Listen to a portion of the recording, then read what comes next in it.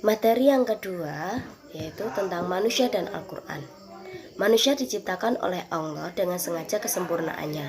Manusia diberi akal pikiran sehingga dengan akal tersebut mereka dapat berpikir. Dengan berpikir manusia mampu mengajukan pertanyaan serta memecahkan masalah.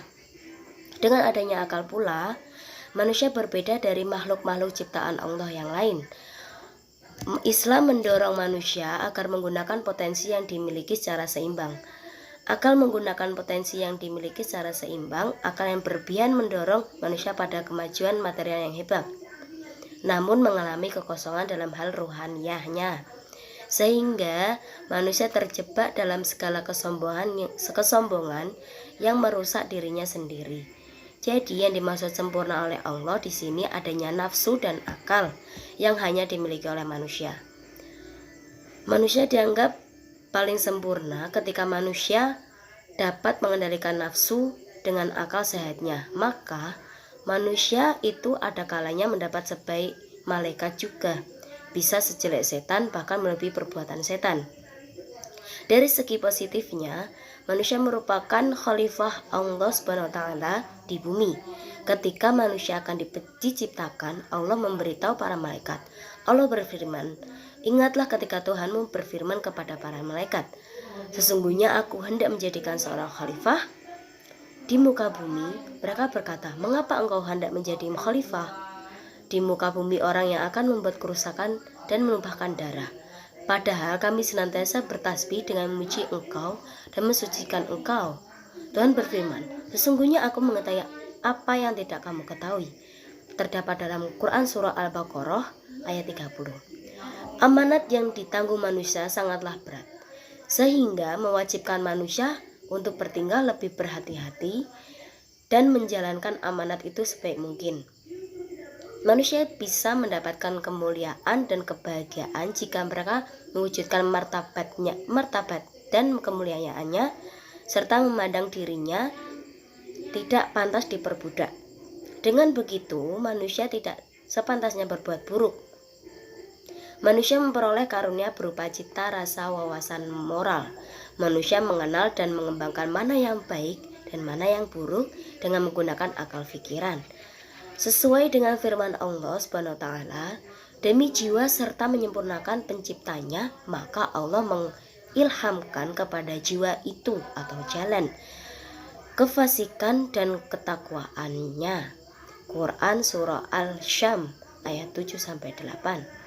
Dari segi negatifnya, yang pertama, manusia cenderung memiliki sifat zalim dan bodoh. Seperti yang telah Allah firmankan, "Sesungguhnya kami telah memuahkan amanat kepada langit, bumi, dan gunung-gunung. Maka mereka semua enggan memukul amanat tersebut dan mereka khawatir akan mengkhianatinya. Dan pikulah amanat itu di manusia. Sesungguhnya manusia itu amat zalim dan bodoh." Quran Surah Al-Ahzab 72.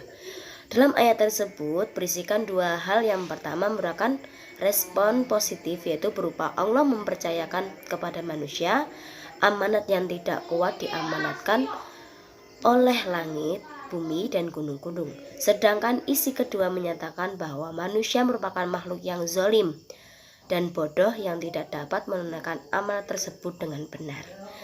Selanjutnya, sifat negatif manusia yaitu sangat mencintai harta benda. Hal itu membuat manusia lupa akan sungguhnya dunia dan isinya hanya milik Allah semata. Dan segala sesuatu yang menjadi milik kita pasti akan kembali kepada Allah. Manusia cenderung memiliki sifat seperti itu.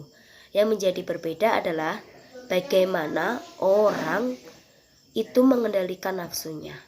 Manusia sangat mudah terpedaya oleh hal-hal duniawi. Seperti ketika mereka tertimpa musibah, mereka akan teringat oleh Allah, berkeluh kesah. Tetapi jika musibah telah terlewati, maka mereka cenderung akan lupa untuk bersyukur kepada Allah. Manusia adalah makhluk yang terbentuk dari dua sifat, yaitu baik dan buruk. Kedua sifat ini selalu menyertai manusia dalam kehidupan manusia, yang membawa manusia dalam kebenaran maupun kesesatan, dan kebahagiaan maupun kesedihan. Peran manusia lebih ekstensif dan lebih luas dalam menentukan masa depannya. Perannya peran sadar dan merdeka. Manusia sadar akan dirinya dan juga lingkungannya. Takdir memiliki dua bagian, kodok dan qadar. Arti kodok dan qadar, keputusan Tuhan tentang kejadian dan peristiwa. Sementara qadar adalah estimasi tentang fenomena dan kejadian. Dari sudut pandang teologi sudah jelas dan pasti bahwa takdir Tuhan tidak berlaku langsung pada kejadian. Sekian dari saya. Wassalamualaikum warahmatullahi wabarakatuh.